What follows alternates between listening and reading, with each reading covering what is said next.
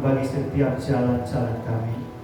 Oleh karena itu Tuhan, kami percaya malam hari ini firman-Mu akan terus menyertai kami. Firman-Mu terus akan memberkati setiap kami. Biarlah kuasa-Mu yang memenuhi kami pada saat ini.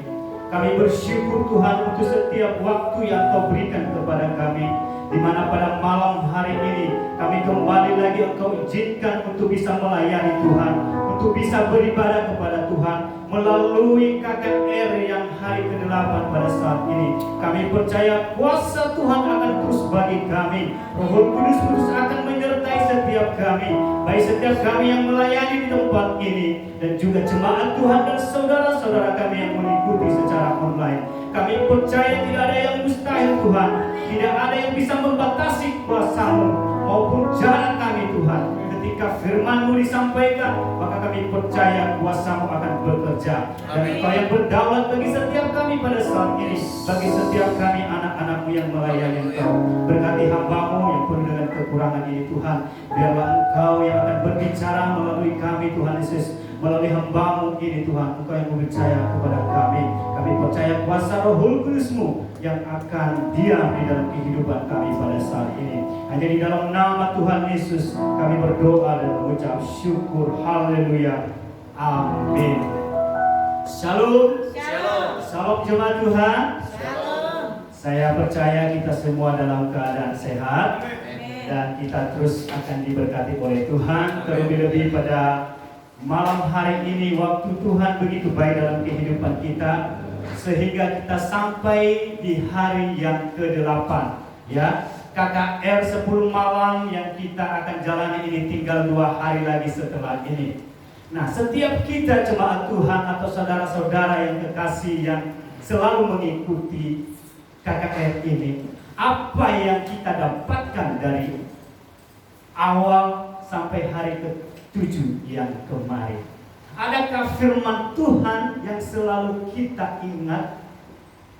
Di mana setiap malam kita terus diingatkan tentang kebenaran firman Tuhan ini.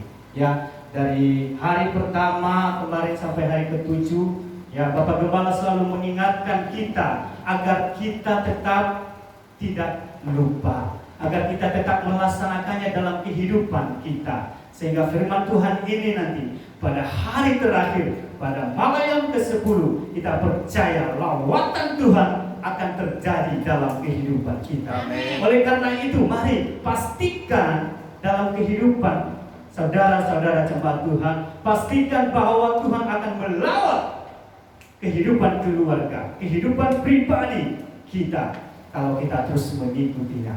Oleh karena itu, di hari yang pertama saya akan mengulangi lagi supaya kita terus ingat dan kita lakukan dalam kehidupan kita, sehingga proses yang ke-10 hari ini, ke-10 malam KKR ini benar-benar nanti di puncaknya kita mendapatkan kuasa Roh Kudus itu. Ya, pencurahan Roh Kudus itu bagi kita akan terus kita terima dalam kehidupan kita. Di hari yang pertama kita diberitahu oleh Pak Gembala bahwa kita jangan pernah mengukur Tuhan dengan pemikiran kita sendiri.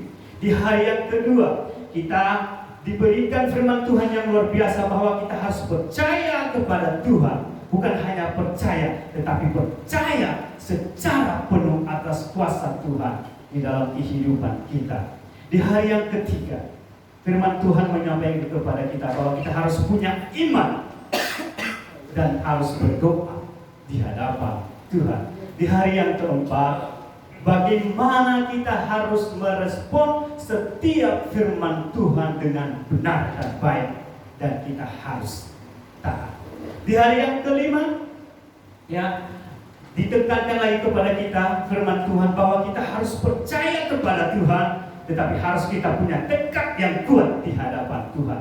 Karena kalau kita tidak punya tekad, maka kita juga tidak bisa mengalami kuasa Tuhan itu dalam kehidupan kita. Di hari yang ke-6, ya, firman Tuhan disampaikan kepada kita bahwa kita harus berani untuk menyampaikan setiap isi hati kita kepada Tuhan. Setiap mungkin permasalahan kita, persoalan kita yang kita hadapi, kita harus berani sampaikan kepada Tuhan, sehingga Tuhan memberikan jalan keluar bagi setiap kita. Dan di hari yang ke-7 semalam, Tuhan menyampaikan kepada kita bahwa kita ini adalah anak-anak Allah. Kita harus beda dengan orang dunia yang tidak percaya kepada Tuhan. Kita harus beda dan kita harus menjadi pembawa berkat dan penyampai berita yang baik bagi saudara-saudara kita. Kiranya kita terus mengingatkannya dalam kehidupan kita. Nah, pada malam hari ini Tuhan akan berbicara kepada kita apa yang harus kita lakukan supaya bagi Tuhan tidak ada yang mustahil, dan bagi setiap kita yang percaya kepada Tuhan tidak ada yang mustahil. Mungkin selama ini kita berpikiran ini tidak akan mungkin terjadi dalam kehidupan saya, dalam kehidupan keluarga saya, dalam kehidupan saya berjemaat atau bergereja. Tetapi ketika kita datang benar-benar di hadapan Tuhan, terlebih-lebih di dalam 10 malam ini, pasti curahan Roh Kudus akan terus diberikan kepada kita. Kita telah menerima curahan kuasa Roh Kudus itu karena Tuhan telah naik ke surga dan Tuhan telah memberikannya kepada kita. Dan kita percaya pada saat ini Tuhan akan memberikan hal-hal yang baru bagi kita, sehingga kita terus dituntun untuk menjadi lebih baik di hadapan Tuhan. Oleh karena itu, mari kita membuka Alkitab kita. Jemaat-jemaat yang ada di rumah yang mungkin mengikuti pada saat ini, bisa membuka Alkitabnya. Kita akan membacakannya dari Efesus yang keempat, pasalnya keempat. Kita akan membaca dari ayatnya yang pertama sampai yang ke-7 saja. Baik, saya akan membaca kepada kita. Mari kita dengarkan bersama-sama di dalam perikop kesatuan jemaat dan karunia yang berbeda-beda. Sebab itu aku menasehatkan kamu, aku orang yang dipenjarakan karena Tuhan, supaya hidupmu sebagai orang-orang yang telah dipanggil berpadanan dengan panggilan itu. Hendaklah kamu selalu rendah hati, lemah lembut dan sabar. Tunjukkanlah kasihmu dalam hal saling membantu, dan berusahalah memelihara kesatuan roh oleh ikatan damai sejahtera. Satu tubuh dan satu roh, sebagaimana kamu telah dipanggil kepada satu pengharapan yang terkandung dalam panggilanmu. Satu Tuhan, satu iman, satu baptisan, satu Allah dan Bapa dari semua, Allah yang di atas semua dan oleh semua dan di dalam semua. Tetapi kepada kita masing-masing telah dianugerahkan kasih karunia menurut ukuran pemberian Kristus. Surat Paulus ini kepada jemaat di Efesus, nasihat Paulus yang diberikan kepada jemaat di Efesus bahwa mereka harus ada kesatuan hati di dalam jemaat, walaupun mereka memiliki karunia yang berbeda-beda. Kenapa Paulus mengirimkan nasihat ini, menyampaikan nasihat ini kepada setiap jemaat Tuhan? Karena pada saat itu, jemaat-jemaat Tuhan sudah mulai ada yang mengolokkan diri, sudah mulai ada yang mau memisahkan diri. Karena kalau kita lihat di 1 Korintus, di mana jemaat-jemaat pada saat itu sudah memulai mengatakan bahwa saya adalah dari golongan Paulus, saya dari golongan Apolos, saya dari golongan Kefas. Sehingga kesatuan hati di dalam jemaat pada saat itu sudah mulai pudar, sudah mulai tidak ada. Mereka sudah mulai memikirkan diri mereka sendiri. Mereka sudah memulai memikirkan golongan mereka sendiri. Mereka tidak lagi memikirkan kesatuan hati di dalam roh, yaitu di dalam satu roh Allah. Oleh karena itu, pada malam hari ini kita ajar supaya kita memiliki kesatuan hati di dalam kehidupan kita, baik di dalam kehidupan berkeluarga maupun di dalam kehidupan kita bergereja atau berjemaat. Karena kesatuan hati ini ketika ada di dalam kehidupan kita, ya, di dalam kehidupan keluarga kita atau di dalam kehidupan kita berjemaat, maka dampaknya sungguh luar biasa dalam kehidupan kita. Coba kalau tidak ada kesatuan hati di dalam satu rumah tangga, apa yang akan terjadi? Ya, yang satu mengatakan ini begini, yang satu mengatakan enggak, bukan, yang begini harus kita lakukan. Atau yang suami mengatakan untuk ke depan kita harus melakukan ini, tetapi istri mengatakan jangan, yang ini dulu. Apa yang akan terjadi? Pasti tujuan atau rencana mereka untuk masa depan mereka di dalam keluarga itu tidak akan tersampai atau tidak akan terjadi karena tidak ada kesatuan hati di dalam kehidupan mereka. Oleh karena itu, mari jemaat yang dikasihi Tuhan, saudara-saudara, biarlah kita memiliki yang kesatuan hati ini, sehingga juga segala sesuatu yang tidak mungkin tadi akan menjadi mungkin ketika ada kesatuan hati. Kalau kita lihat di dalam Kejadian, ya, kalau kita membaca atau mendengarkan tentang Menara Babel, ya, itu bermula dari niat mereka, bermula dari rencana mereka untuk mendirikan satu kota, sehingga mereka berpikiran lagi untuk mendirikan Menara Babel sehingga sampai ke langit. Dan apakah itu terjadi? Kalau Tuhan tidak, ya, mengacaukan semua bahasa mereka, maka itu akan terjadi. Kenapa bisa terjadi seperti itu? Karena di dalam mereka ada kesatuan hati. Mereka mau bekerja sama, ya, satu dengan yang lain.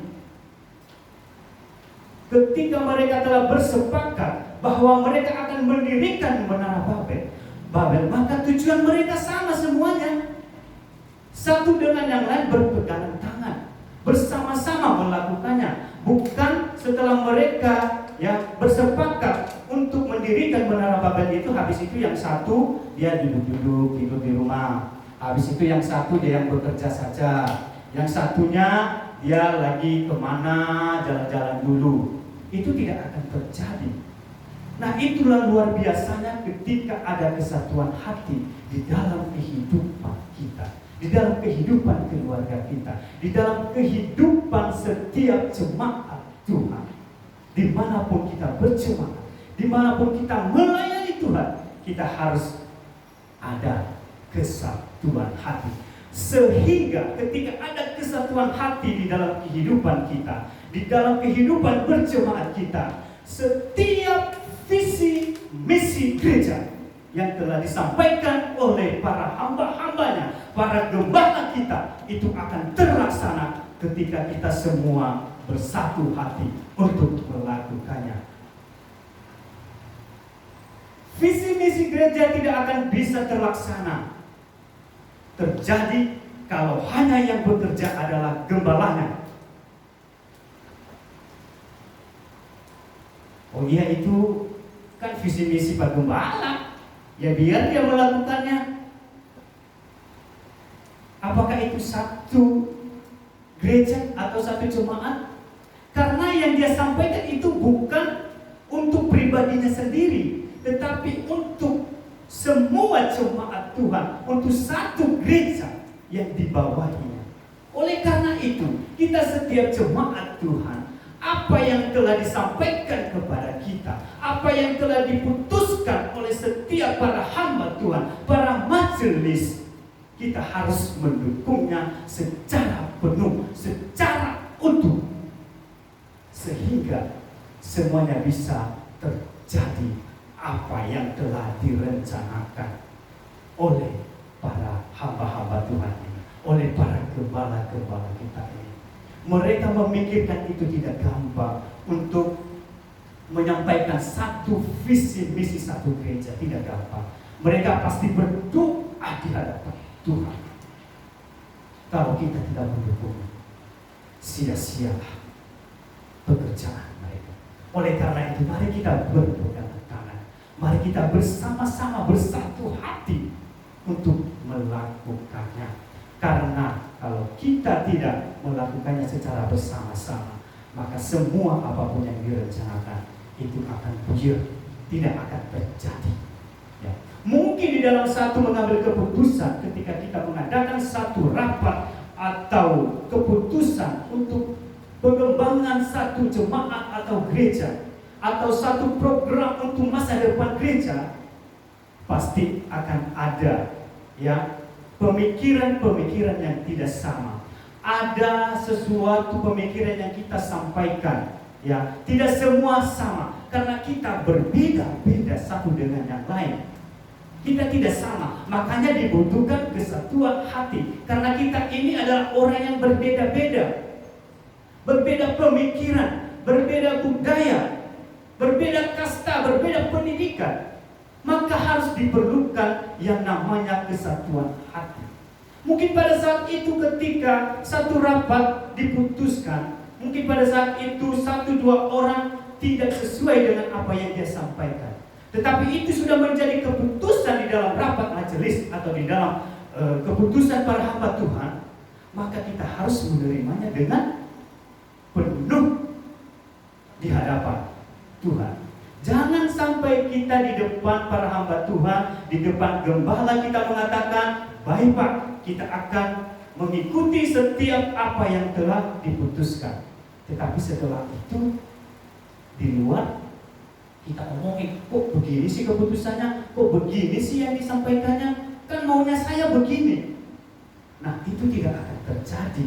Itu tidak akan memberikan dampak yang baik bagi gereja Tuhan, tidak akan memberikan dampak bagi jemaat Tuhan.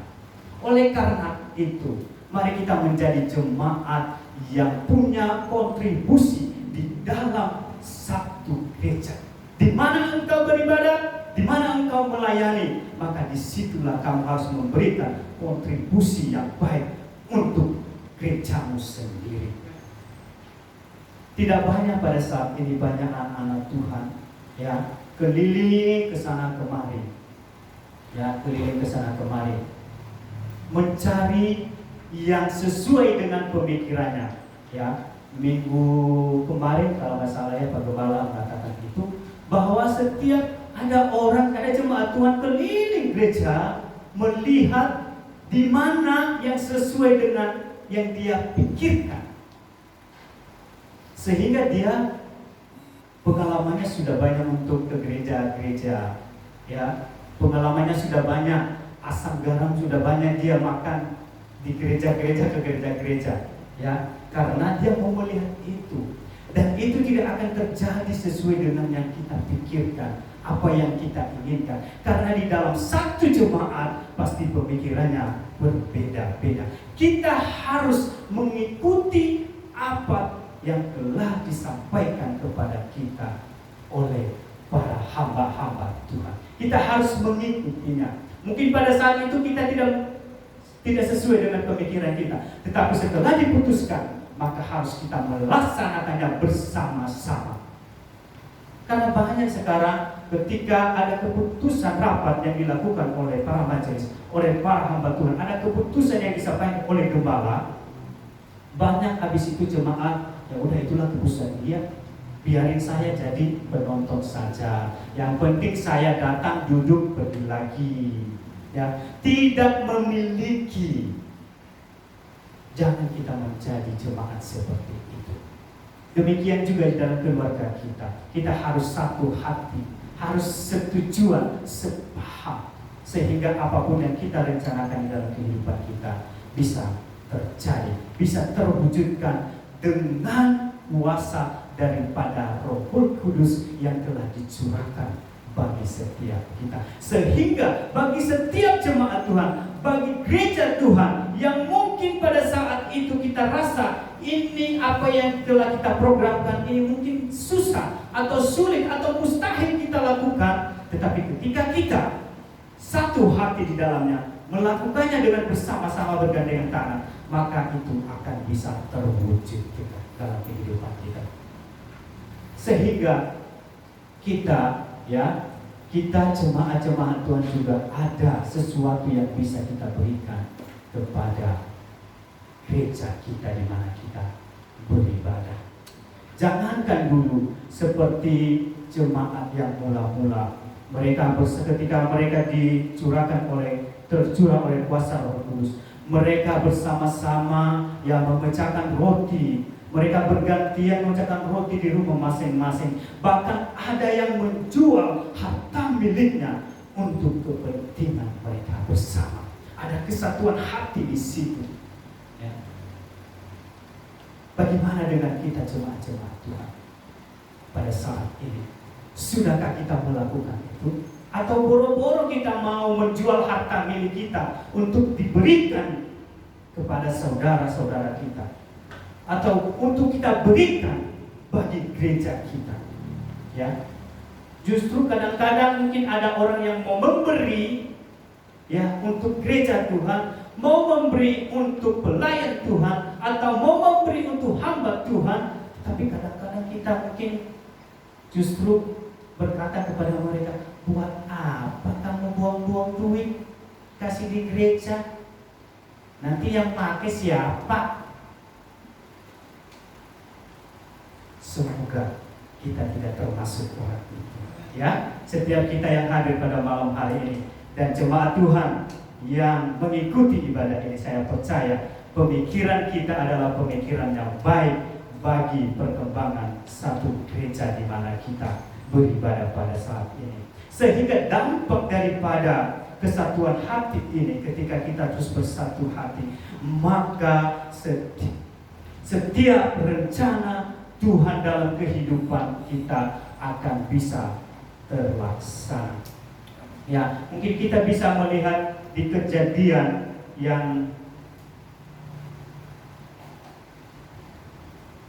Kejadian 11, ya, Kejadian 11.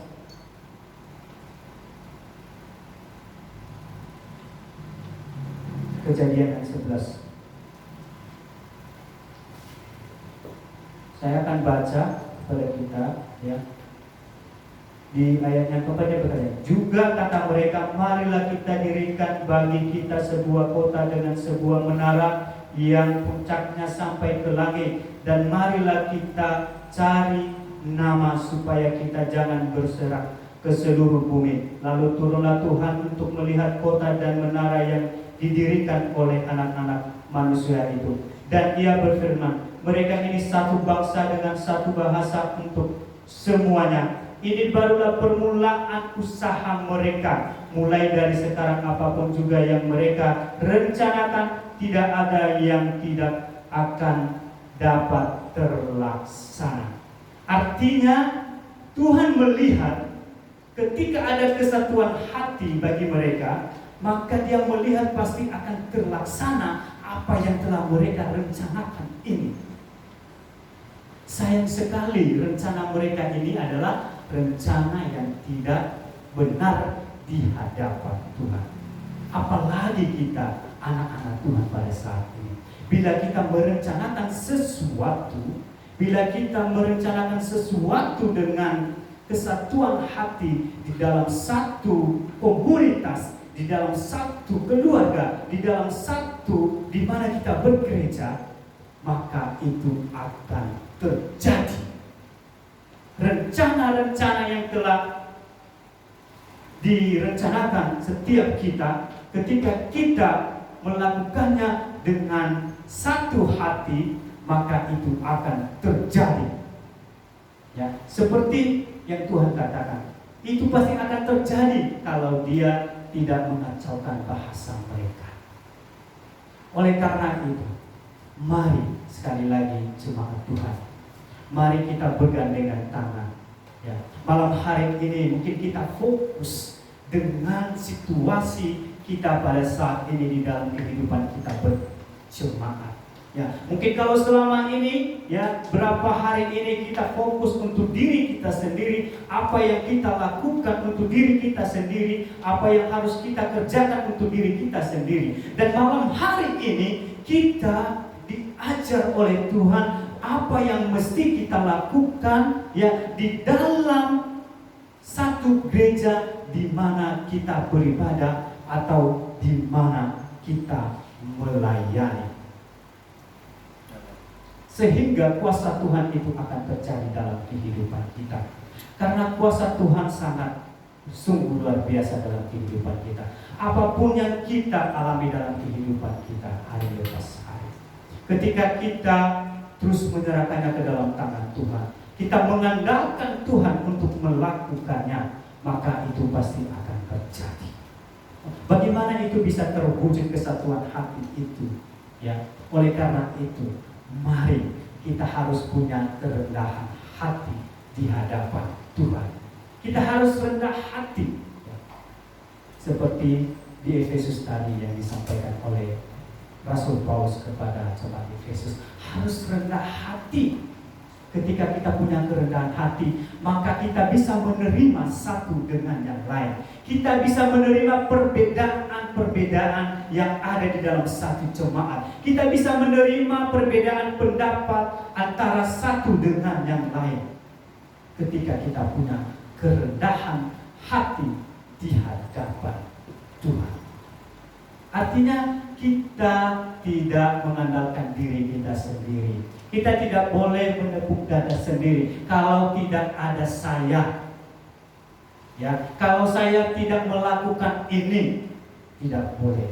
Tetapi ketika kita yang melakukan sesuatu di dalam satu gereja, marilah kita mengatakan bahwa ini adalah kemurahan Tuhan.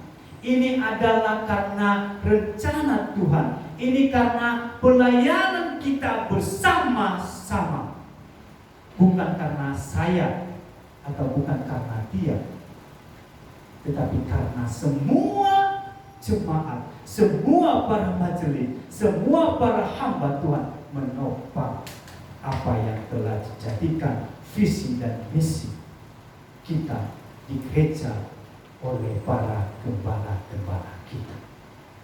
Kita harus mengandalkan Tuhan. Jangan kita andalkan diri kita. Karena kalau kita mengandalkan diri kita, maka yang timbul ada kesombongan di dalam kehidupan kita. Setiap pelayanan yang diberikan kepada kita, ya, tadi di dalam perikopnya adalah kesatuan hati dan karunia yang berbeda-beda.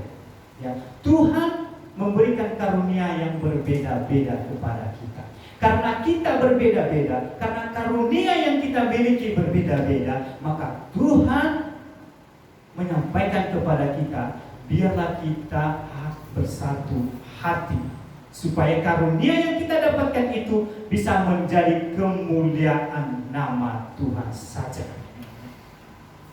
bukan menjadi kebanggaan kita, tetapi menjadi kemuliaan nama Tuhan. Setiap karunia, setiap talenta yang Tuhan berikan kepada kita, dan kita akan terus mendapatkan, kita akan terus menerima. Setiap berkat Tuhan akan mengalir dalam kehidupan kita ketika kita ada kesatuan hati dimanapun kita berada. Di dalam satu organisasi sosial pun dimana kita berada, ketika semuanya bersatu hati, maka berkat Tuhan juga akan mengalir di situ. Apalagi di rumah Tuhan, itu akan mengalir karena kita ada kesatuan hati, karena kita saling menopang satu dengan yang lain, saling mendukung satu dengan yang lain, saling menasehati satu dengan yang lain, saling mendorong di dalam kasih, bukan menjauhkan diri di dalam berbagai ibadah-ibadah yang kita lakukan setiap minggunya. Tetapi justru kita lebih lagi di hadapan Tuhan, kita lebih semangat lagi untuk melayani Tuhan. Ketika ada kesatuan hati itu, maka kita akan terus melayani Tuhan dengan semangat yang luar biasa yang Tuhan berikan kepada kita. Karena kita percaya Tuhanlah yang kita layani. Amen. Oleh karena itu malam hari ini, mari kita koreksi diri kita masing-masing. Sudahkah kita menjadi jemaat yang berkontribusi atau tidak di dalam gereja di mana kita beribadah atau di mana kita melayani Tuhan? Sudahkah kita memberikan sesuatu? Ya. Mungkin kata orang kadang-kadang berkata begini, boro-boro saya memberikan sesuatu, saya makan aja nggak bisa beli beras. Tetapi Tuhan mau, ya, bukan uang kita. Ya, kalau kita tidak punya uang, maka berikanlah waktumu bagi Tuhan. Ketika ada persekutuan di hadapan Tuhan, datanglah di hadapan Tuhan. Dukunglah setiap apa yang telah diprogramkan oleh para hamba-hamba Tuhan, oleh gembalamu. Lakukanlah itu, dukung dengan penuh, sehingga ya dalam satu kita gereja di mana kita berjemaat, kita ada kontribusi di hadapan Tuhan, sehingga semua orang yang melihat bisa melihat kita bahwa kita benar-benar adalah orang-orang yang sungguh-sungguh percaya di hadapan Tuhan, karena mereka melihat ya kesatuan hati kita, terus mereka melihat apa yang kita kerjakan benar-benar untuk kemuliaan nama Tuhan.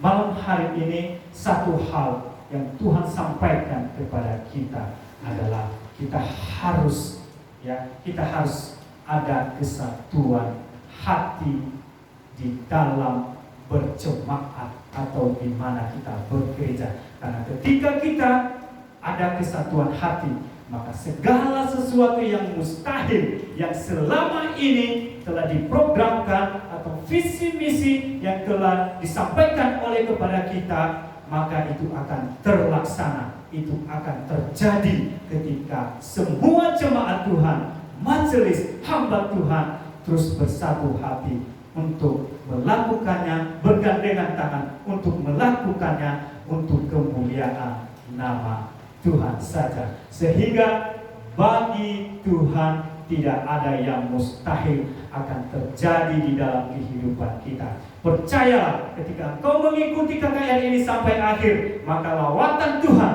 akan terjadi di dalam kehidupanmu, dalam kehidupan keluargamu, ketika engkau sungguh-sungguh di hadapan Tuhan dan melakukan setiap firman Tuhan yang engkau dengar setiap malam selama 10 malam hari ini. Tuhan Yesus memberkati kita. Bagi Tuhan tidak ada yang mustahil.